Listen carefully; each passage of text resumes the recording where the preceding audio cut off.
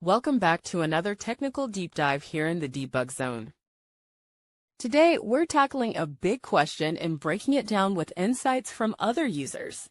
Hopefully, this clears up some misconceptions and helps you get the answer you need. So buckle up, stay a little curious, and let's jump right in.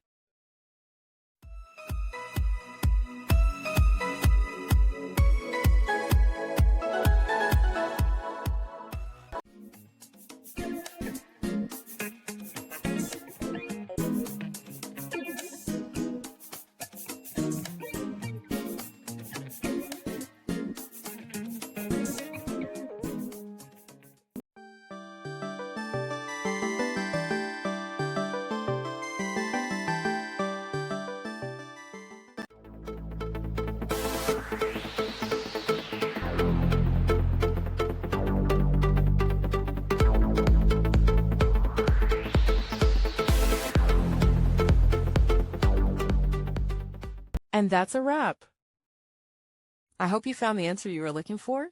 If you did, take a second to hit that subscribe button. It really helps out. And let me know in the comments which solution worked best for you.